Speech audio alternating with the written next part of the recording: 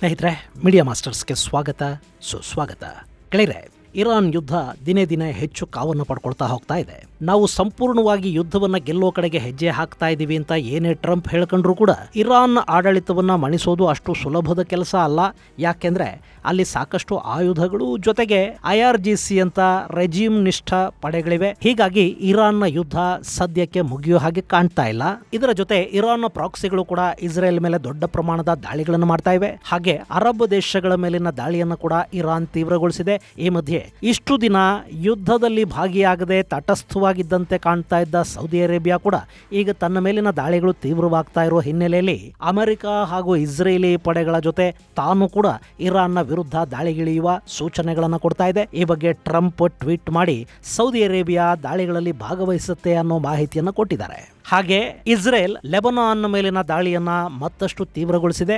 ಇಸ್ರೇಲ್ನ Lebanon ದಾಳಿಗಳನ್ನ Qatar ಖಂಡಿಸ್ತಾ ಇದೆ. ಲೆಬನಾನ್ನಲ್ಲಿ ಹೆಜ್ಬುಲ್ಲಾದ operational commander Abu ದಾರ್ ಮೊಹಮ್ಮದ್ಗೆ ಹೂರ್ ticket ಕೊಡಲಾಗಿದೆ ಅನ್ನೋದನ್ನ ಇಸ್ರೇಲ್ ಖಚಿತಪಡಿಸ್ತಾ ಇದೆ. ಈ ಮೊಹಮ್ಮದ್ ಹೆಜ್ಬುಲ್ಲಾದ ಮಿಸೈಲ್ ವಿಭಾಗದ ಬ್ರೈನ್ ಆಗಿದ್ದ ಅಂತ ಇಸ್ರೇಲ್ ಹೇಳ್ಕೊಳ್ತಾ ಇದೆ. ಇನ್ನಿದೆಲ್ಲದಕ್ಕಿಂತ ಹೆಚ್ಚಾಗಿ ಇಸ್ರೇಲ್ ಇರಾನ್ನ ರಾಜಧಾನಿ ತೆಹರಾನ್ ಬಳಿಯಲ್ಲಿನ ಮಿಲಿಟರಿ ಹಾಗೂ ನ್ಯೂಕ್ಲಿಯರ್ ಸೈಟ್ಗಳ ಮೇಲೆ ದಾಳಿಯನ್ನ ತೀವ್ರಗೊಳಿಸ್ತಾ ಇದೆ. ಇವತ್ತು ಶುಕ್ರವಾರ ಕೂಡ ದೊಡ್ಡ ಪ್ರಮಾಣದ ದಾಳಿಗಳು ತೆಹರಾನ್ ಮೇಲಾಗಿವೆ. ಇನ್ನು ಇರಾನ್ ಕೂಡ ಸುಮ್ಮನೆ ಕೂತಿಲ್ಲ. ಅವರು ಇರಾಕ್ ನಲ್ಲಿನ ಇಸ್ಲಾಮಿಕ್ ರೆಸಿಸ್ಟೆನ್ಸ್ ಫೋರ್ಸ್ಗಳನ್ನ ಫೀಲ್ಡ್ಗಿಳಿಸಿದ್ದಾರೆ. ಆ ಪಡೆಗಳು ಕುರ್ದಿಶ್ ರೀಜನ್ ನಲ್ಲಿರುವ ಇಟಲಿಯ ಮಿಲಿಟರಿ ಬೇಸ್ ಮೇಲೆ ದಾಳಿಗಳನ್ನು ಮಾಡಿವೆ. ಹಾಗೆ ಕುವೈತ್ನ ಏರ್ಪೋರ್ಟ್ ಮೇಲೆ ಕೂಡ ಇರಾನ್ ಡ್ರೋನ್ ದಾಳಿಯನ್ನು ಮಾಡಿದೆ. ಇದೆಲ್ಲದರ ನಡುವೆ ಈಗ ಇಸ್ರೇಲ್ ಹಾಗೂ ಅಮೆರಿಕಗಳು ಕಣ್ಣು ಹಾಕೊಂಡಿರುವುದು ಇರಾನಿನ ನ್ಯೂಕ್ಲಿಯರ್ ಸೈಟ್ಗಳ ಮೇಲೆ. ಹಾಗಾದ್ರೆ ಇರಾನ್ ನಲ್ಲಿ ಎಲ್ಲೆಲ್ಲಿ ಎಷ್ಟು ನ್ಯೂಕ್ಲಿಯರ್ ಸೈಟ್ಗಳಿವೆ, ಅವುಗಳನ್ನ ನಾಶ ಮಾಡೋದಕ್ಕೆ ಇಸ್ರೇಲ್ ಹಾಗೂ ಅಮೆರಿಕಗಳು ಅಷ್ಟು ಕಷ್ಟ ಪಡ್ತಾ ಇರೋದು ಯಾಕೆ ಅನ್ನೋ ಬಗ್ಗೆ ಒಂದಷ್ಟು ಮಾಹಿತಿಯನ್ನ ನಾವಿಲ್ಲಿ ನೋಡೋಣ.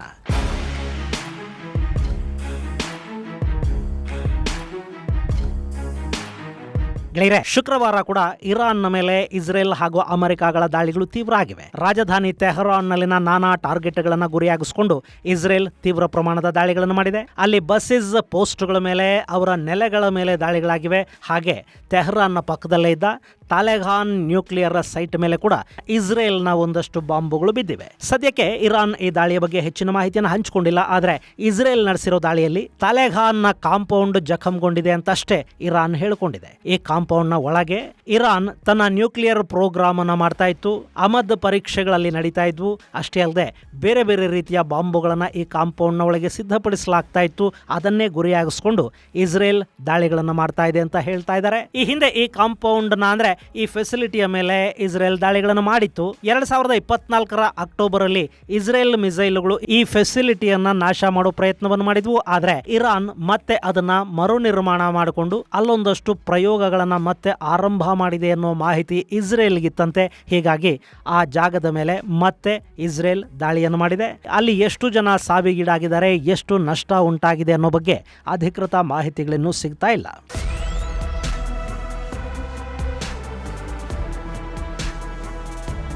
ಗೆಳೆಯರೆ, ಇಲ್ಲಿ ಇಸ್ರೇಲ್ ಇರಾನ್ನ ನ್ಯೂಕ್ಲಿಯರ್ ಫೆಸಿಲಿಟಿಗಳನ್ನು ಟಾರ್ಗೆಟ್ ಮಾಡಿಕೊಂಡು ಯಾಕೆ ದಾಳಿಗಳನ್ನು ಮಾಡ್ತಾ ಇದೆ ಅನ್ನೋದು ನಿಮಗೆ ಗೊತ್ತಿದೆ. ಯಾವುದೇ ಕಾರಣಕ್ಕೂ ಇರಾನ್ ನ್ಯೂಕ್ಲಿಯರ್ ಶಕ್ತ ಆಗಬಾರದು ಅಂತ ಇಸ್ರೇಲ್ ಬಯಸ್ತಾ ಇದೆ. ಈ ಬಗ್ಗೆ 1993ರಲ್ಲೇ ನಾನೊಂದು ಆರ್ಟಿಕಲ್ ಅನ್ನ ಬರೆದಿದ್ದೆ. ಇಸ್ರೇಲ್ಗೆ ಇರಾನ್ ಅನ್ನೋದು ಮುಂದಿನ ದಿನಗಳಲ್ಲಿ ಎಷ್ಟು ಭಯಾನಕ ಪ್ರಮಾಣದ ಥ್ರೆಟ್ ಆಗುತ್ತೆ ಅನ್ನೋದನ್ನ ನಾನು ಅವತ್ತೇ ಹೇಳಿದ್ದೆ. ಮತ್ತು ಅವತ್ತಿನಿಂದ ಇವತ್ತಿನವರೆಗೆ ಅವರ ನ್ಯೂಕ್ಲಿಯರ್ ಪ್ರಯತ್ನಗಳಿಗೆ ನಾವು ತಡೆ ಒಡ್ಡುತ್ತಲೇ ಬರ್ತಾ ಇದ್ದೀವಿ ಅಂತ ನೆತನ್ಯಾಹು ನಿನ್ನೆ ಪತ್ರಿಕಾಗೋಷ್ಠಿಯನ್ನುದ್ದೇಶಿಸಿ ಮಾತನಾಡುವಾಗ ಕೂಡ ತಿಳಿಸಿದ್ದಾರೆ. ಇಲ್ಲಿ ನಮಗೆ ಇರಾನ್ನ ನ್ಯೂಕ್ಲಿಯರ್ ಸೈಟ್ಗಳು ಅಂತ ಅಂದ ಕೂಡಲೇ ಮೊದಲು ಕಣ್ಣು ಮುಂದೆ ಬರೋದು ನತಾನ್ಸ್ ನ್ಯೂಕ್ಲಿಯರ್ ಫೆಸಿಲಿಟಿ. ಇದು ಇಸ್ಫಹಾನ್ ಪ್ರಾಂತ್ಯದಲ್ಲಿದೆ. ತೆಹರಾನ್ನಿಂದ 200 ಕಿಲೋಮೀಟರ್ಗಳಷ್ಟು ದೂರದಲ್ಲಿದೆ. ಇಲ್ಲಿ ಅತಿ ದೊಡ್ಡ ಯುರೇನಿಯಂ ಎನ್ರಿಚ್ಮೆಂಟ್ ಪ್ಲಾಂಟ್ ಅನ್ನ ಇರಾನ್ ಸ್ಥಾಪಿಸಿತ್ತು. ಹಾಗೆ ಈ ಸೆಂಟರ್ ಅಲ್ಲಿ ಸಾವಿರಾರು ಸೆಂಟ್ರಿಫ್ಯೂಸ್ಗಳಿದ್ವು. ಇನ್ನು ಇಲ್ಲಿ ಯುರೇನಿಯಂ ಅನ್ನ 60% ಎನ್ರಿಚ್ ಮಾಡೋದಿಕ್ಕೆ ಸಾಧ್ಯ ಆಗ್ತಾ ಇತ್ತು ಅನ್ನೋ ಮಾಹಿತಿಗಳಿದ್ವು. ಸುಮಾರು 400 kgಯಷ್ಟು ಯುರೇನಿಯಂ ಅನ್ನ ಎನ್ರಿಚ್ ಮಾಡಿ ಇಲ್ಲಿ ಇಡಲಾಗಿದೆ ಅನ್ನೋ ಮಾಹಿತಿಗಳು ಇದ್ವು. ಹೀಗಾಗಿ ಈ ಬಾರಿ ಇಸ್ರೇಲ್ ಮತ್ತು ಅಮೆರಿಕಗಳು ನೆತಾನ್ಸ್ ಸೈಟ್ ನ ಮೇಲೆ ಭಾರಿ ಪ್ರಮಾಣದ ದಾಳಿಗಳನ್ನು ಮಾಡಿವೆ. ಈ ದಾಳಿಲಿ ಅಂಡರ್ ಗ್ರೌಂಡ್ ಕೂಡ ಒಂದಷ್ಟರ ಮಟ್ಟಿಗೆ ಹಾನಿಗೀಡಾಗಿದೆ ಅಂತ ಹೇಳ್ತಾ ಇದ್ದಾರೆ. ನೆತಾನ್ಸ್ ನ ಪುನರ್ ನಿರ್ಮಾಣಕ್ಕೆ ಸಾಕಷ್ಟು ವರ್ಷಗಳ ಸಮಯ ಹಿಡಿಯುತ್ತೆ ಅಂತ ಇಸ್ರೇಲ್ ಹೇಳಿದೆ. ಇನ್ನು ಈ ನೆತಾನ್ಸ್ ಮೇಲೆ ಕಳೆದ ಬಾರಿ ಕೂಡ ದಾಳಿ ನಡೆದಿತ್ತು. ಆ ಸಂದರ್ಭದಲ್ಲಿ ಇರಾನ್ ಸಿದ್ಧಪಡಿಸಿಟ್ಟಿದ್ದ ಯುರೇನಿಯಂ ನೆಲದಾಳದಲ್ಲಿ ಹೂತು ಹೋಗಿದೆ ಅಂತ ಹೇಳ್ತಾ ಇದ್ರು. ಈಗ ಆ ಯುರೇನಿಯಂ ಅನ್ನ ಹೊರತೆಗೆದು ಅದು IRGC ಪಡೆಗಳಿಗೆ ಮುಂದಿನ ದಿನಗಳಲ್ಲಿ ಕೂಡ ಸಿಗದ ಹಾಗೆ ನೋಡಿಕೊಳ್ಳೋದಕ್ಕೆ ಕೂಡ ಅಮೆರಿಕ ಒಂದಷ್ಟು ಪ್ಲಾನ್ ಮಾಡ್ತಾ ಇದೆ. ಆದರೆ ಅದು ಸದ್ಯಕ್ಕೆ ಸಾಧ್ಯ ಆಗುವುದಿಲ್ಲ. ಹೀಗಾಗಿ ಈ ಸಂಘರ್ಷ ಮುಗಿದ ನಂತರ ನೆಲದಾಳದಲ್ಲಿನ ಶುದ್ಧೀಕರಿಸಲ್ಪಟ್ಟ ಯುರೇನಿಯಂ ಅನ್ನ ಅಮೆರಿಕ ವಶಪಡಿಸಿಕೊಳ್ಳುವ ಇರಾದೆಯನ್ನು ಹೊಂದಿದೆ. ಇನ್ನು ಇದೇ ಮಟ್ಟದ ಮತ್ತೊಂದು ನ್ಯೂಕ್ಲಿಯರ್ ಫೆಸಿಲಿಟಿ ಅಂದ್ರೆ ಅದು ಕೋಮ್ ಅಲ್ಲಿರೋ ನ್ಯೂಕ್ಲಿಯರ್ ಪ್ಲಾಂಟ್. ಕೋಮ್ ಬಳಿ ಇರೋ ಪರ್ವತಗಳಲ್ಲಿ ಆಳವಾದ ಅಂಡರ್ ಗ್ರೌಂಡ್ ಟನಲ್ಗಳನ್ನು ಕೊರೆದು ಯುರೇನಿಯಂ ಅನ್ನ ಎನ್ರಿಚ್ ಮಾಡಲಾಗ್ತಾ ಇದೆ. ಈ ಕೋಮ್ ಸಮೀಪದ ಪರ್ವತಗಳಿವೆ ನೋಡಿ, ಇವು ಅತ್ಯಂತ ಬಲಿಷ್ಠ ಗ್ರಾನೈಟ್ ಕಲ್ಲುಗಳಿಂದ ನಿರ್ಮಾಣವಾಗಿರುವ ಪರ್ವತಗಳು. ಹೀಗಾಗಿ ಇಲ್ಲಿ 80ರಿಂದ 100 ಮೀಟರ್ ಆಳದ ಟನಲ್ಗಳನ್ನ ಕೊರೆಯಲಾಗಿರೋದ್ರಿಂದ ಅವುಗಳನ್ನು ಭೇದಿಸಿಕೊಂಡು ಒಳಗೆ ಹೋಗಬಲ್ಲ ಬಾಂಬುಗಳು ಕೂಡ ಸದ್ಯಕ್ಕಿಲ್ಲ. ಹೀಗಾಗಿ ಅಲ್ಲಿ GBU-ನಂತಹ ಬಂಕರ್ ಬಸ್ಟರ್ಗಳನ್ನು ಬಳಸಿ ಕಳೆದ ವರ್ಷ ದಾಳಿ ಮಾಡಲಾಯಿತು. ಒಟ್ಟು 12 ಬಂಕರ್ ಬಸ್ಟರ್ಗಳನ್ನು ಬಳಸಿದ್ರೂ ಕೂಡ ನ್ಯೂಕ್ಲಿಯರ್ ಸೈಟಿಗೆ ಹೆಚ್ಚು ಸಮಸ್ಯೆ ಉಂಟಾಗಿರಲಿಲ್ಲ. ಹೀಗಾಗಿ ಈಗಲೂ ಕೋಮ್ನಲ್ಲಿರುವ ನ್ಯೂಕ್ಲಿಯರ್ ಸೈಟ್ ಮೇಲೆ ದಾಳಿಗಳು ಮುಂದುವರಿತಾ ಇವೆ. ಹಾಗೆ ನೋಡಿದರೆ ಸದ್ಯದ ಪರಿಸ್ಥಿತಿಯಲ್ಲಿ ಈ ನ್ಯೂಕ್ಲಿಯರ್ ಸೆಂಟರ್ ಸುಧಾರಿಸಿಕೊಳ್ಳೋದು ಕೂಡ ಸ್ವಲ್ಪ ಮಟ್ಟಿಗೆ ಕಷ್ಟ ಅಂತ ಹೇಳ್ತಾ ಇದ್ದಾರೆ. ಯಾಕೆಂದ್ರೆ ಈ ಟನಲ್ ಅನ್ನ ಸಂಪೂರ್ಣವಾಗಿ ನಾಶ ಮಾಡೋದಕ್ಕೆ ಸಾಧ್ಯ ಇಲ್ಲ ಅನ್ನೋದು ಗೊತ್ತಾದ ಮೇಲೆ ಅದರ ಎಂಟ್ರಿ ಮತ್ತು ಎಕ್ಸಿಟ್ ಪಾಯಿಂಟ್ಗಳನ್ನ ಮತ್ತು ವೆಂಟಿಲೇಟರ್ಗಳನ್ನು ಗುರಿಯಾಗಿಸಿಕೊಂಡು ಇಸ್ರೇಲ್ ಬಾಂಬ್ಗಳನ್ನು ಹಾಕ್ತಾ ಇದೆ. ಹೀಗಾಗಿ ಟನಲ್ ಸ್ವಲ್ಪ ದಿನಗಳವರೆಗೆ ಕೆಲಸಕ್ಕೆ ಬಾರದ ಪರಿಸ್ಥಿತಿಯನ್ನು ತಲುಪುತ್ತೆ.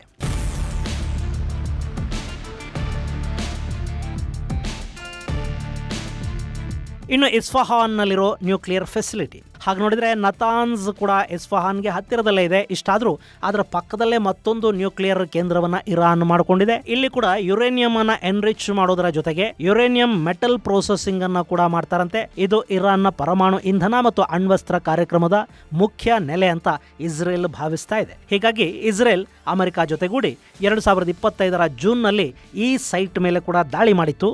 ಅಮೆರಿಕದ ಟೊಮಾಹಾಕ್ಗಳ ಹೊಡೆತಕ್ಕೆ ಇಲ್ಲಿನ ಕಟ್ಟಡಗಳು ಸ್ವಲ್ಪ ಮಟ್ಟಿಗೆ ಹಾನಿಯಾಗಿದ್ವು.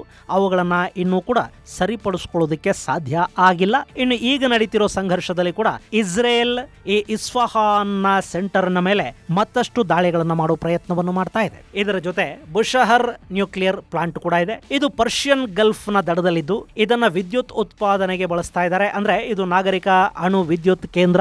ಇಲ್ಲಿ 1000 ಮೆಗಾವ್ಯಾಟ್ ವಿದ್ಯುತ್ ಅನ್ನ ಉತ್ಪಾದಿಸಲಾಗ್ತಾ ಇದ್ದು ಇದನ್ನ ರಷ್ಯಾದ ಸಹಭಾಗಿತ್ವದಲ್ಲಿ ಇರಾನ್ ನಿರ್ಮಾಣ ಮಾಡಿಕೊಂಡಿದೆ. ಸದ್ಯಕ್ಕೆ ಇದರ ನಿರ್ವಹಣೆಯನ್ನು ಕೂಡ ರಷ್ಯಾ ನೋಡ್ಕೋತಾ ಇದೆ. ಇದು ಪ್ರಸ್ತುತ ಕಾರ್ಯನಿರ್ವಹಿಸ್ತಾ ಇರುವ ಇರಾನಿನ ಏಕೈಕ ನ್ಯೂಕ್ಲಿಯರ್ ಪವರ್ ಪ್ಲಾಂಟ್ ಅಂತ ಅನ್ನಿಸ್ಕೊಳ್ಳುತ್ತೆ.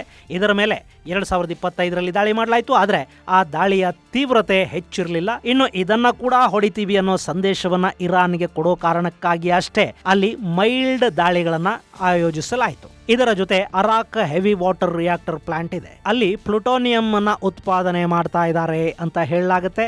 ಹೀಗಾಗಿ 2025 ಇದರ ಮೇಲೆ ಕೂಡ ಅಮೆರಿಕ ಹಾಗೂ ಇಸ್ರೇಲ್ಗಳು ದಾಳಿ ಮಾಡಿದ್ವು. ಇವುಗಳ ಜೊತೆಗೆ ನತಾನ್ಸ್ ಬಳಿಯ ಪಿಕ್ ಆಕ್ಸ್ ಮೌಂಟೈನ್ ನ ಅಂಡರ್ ಗ್ರೌಂಡ್ ಅಲ್ಲಿ ಎನ್ರಿಚ್ಮೆಂಟ್ ಮತ್ತು ಸೆಂಟ್ರಿಫ್ಯೂಸ್ ಅಸೆಂಬ್ಲಿಯನ್ನ ಮಾಡಲಾಗ್ತಾ ಇದೆ. ಪರ್ಚಿನ್ ಸೈಟ್ ಅಲ್ಲಿ ಅಣ್ವಸ್ತ್ರಗಳ ಡಿಸೈನ್ ಅನ್ನ ಮಾಡ್ತಾ ಇದ್ದಾರೆ ಅನ್ನೋ ಅನುಮಾನ ಇಸ್ರೇಲ್ಗಿದೆ. ಇನ್ನು ಇಸ್ಫಹಾನ್ ನಲ್ಲಿ ಕೂಡ ಹೊಸ ಸೈಟ್ಗಳ ನಿರ್ಮಾಣ ಮಾಡಿದಾರಂತೆ. ಅಲ್ಲೆಲ್ಲ ಇರಾನ್ ಅಣ್ವಸ್ತ್ರ ಕಾರ್ಯಕ್ರಮದ ಬಗ್ಗೆ ಹೆಚ್ಚು ಕೆಲಸಗಳನ್ನು ಮಾಡ್ತಾ ಇದೆ ಅನ್ನೋದು ಅಮೆರಿಕ ಮತ್ತು ಇಸ್ರೇಲ್ಗಳಿಗಿರುವ ಮಾಹಿತಿ. ಹೀಗಾಗಿ ಈ ನೆಲೆಗಳನ್ನ ಇಸ್ರೇಲ್ ಕುಟ್ಟಿ ಪುಡಿ ಮಾಡೋದಕ್ಕೆ ಪ್ರಯತ್ನವನ್ನು ಮಾಡ್ತಾ ಇದೆ. ಇನ್ನು ಇದರ ಜೊತೆ ಇರಾನ್ ತೆಹರಾನ್ ನಲ್ಲಿನ ತೆಲೆಗಾನ್ ನಲ್ಲಿ ಕೂಡ ನ್ಯೂಕ್ಲಿಯರ್ ವೆಪನ್ಗಳ ತಯಾರಿಗೆ ಬೇಕಾದ ಒಂದಷ್ಟು ವ್ಯವಸ್ಥೆಗಳನ್ನು ಮಾಡ್ಕೊಳ್ತಾ ಇತ್ತು.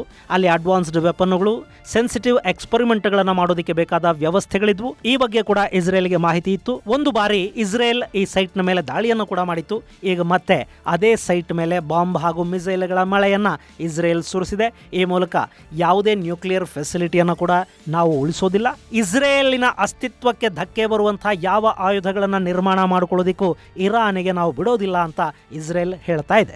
ಇನ್ನು ಈ ದಾಳಿ ಇರಾನ್ನ ಅಧ್ಯಕ್ಷರು ಯುದ್ಧ ನಿಲ್ಲಿಸೋದಕ್ಕೆ ಕಂಡೀಷನ್ ಹಾಕಿದ್ರಲ್ಲ, ಅದಾದ ಬಳಿಕ ನಡೀತಾ ಇದೆ ಅನ್ನೋದು ಮತ್ತೊಂದು ವಿಶೇಷ. ಇಲ್ಲಿ ಇರಾನ್ನ ಅಧ್ಯಕ್ಷರು ಜಗತ್ತು ಇರಾನ್ನ ಸ್ವಾತಂತ್ರ್ಯಕ್ಕೆ ಗೌರವ ಕೊಡಬೇಕು, ನಾವು ನಮ್ಮ ರಕ್ಷಣೆಗೆ ಆಯುಧಗಳನ್ನು ತಯಾರು ಮಾಡಿಕೊಳ್ಳೋದಕ್ಕೆ ಸ್ವತಂತ್ರರಾಗಿದ್ದೀವಿ ಅಂತ ಹೇಳೋದ್ರ ಜೊತೆ ನ್ಯೂಕ್ಲಿಯರ್ ವೆಪನ್ಗಳ ಬಗ್ಗೆ ಕೂಡ ಮಾತಾಡಿದ್ರು. ಅದಾದ ಕೆಲವೇ ಗಂಟೆಗಳಲ್ಲಿ ಇಸ್ರೇಲ್ ತೆಹರಾನ್ ಭಾಗದಲ್ಲಿರೋ ಈ ನ್ಯೂಕ್ಲಿಯರ್ ಸೈಟ್ ಮೇಲೆ ದೊಡ್ಡ ಪ್ರಮಾಣದ ದಾಳಿಗಳನ್ನು ನಡೆಸ್ತಾ ಇದೆ.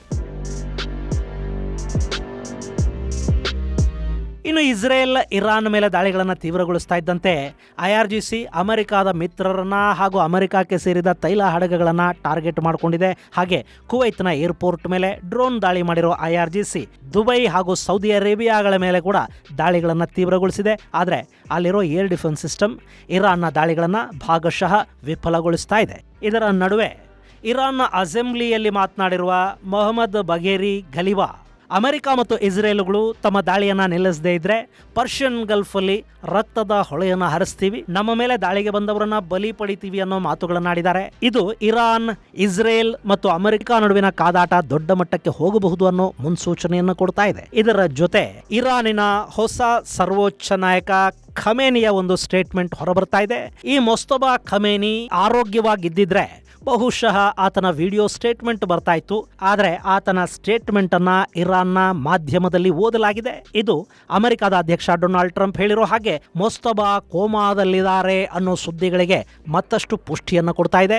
ಇನ್ನು ಮೊಸ್ತಬಾದು ಅಂತ ಹೇಳಲಾಗಿರುವ ಸಂದೇಶದಲ್ಲಿ ಶತ್ರುಗಳ ಮೇಲೆ ದಾಳಿಗಳನ್ನು ತೀವ್ರಗೊಳಿಸಿ, ಸ್ಟ್ರೈಟ್ ಆಫ್ ಹಾರ್ಮೋಸ್ ಅನ್ನ ಸಂಪೂರ್ಣವಾಗಿ ಬಂದ್ ಮಾಡಿ, ಇಸ್ರೇಲ್ ಮೇಲಿನ ದಾಳಿಗಳನ್ನು ತೀವ್ರಗೊಳಿಸಿ ಅಂತ ಹೇಳಲಾಗಿದೆ.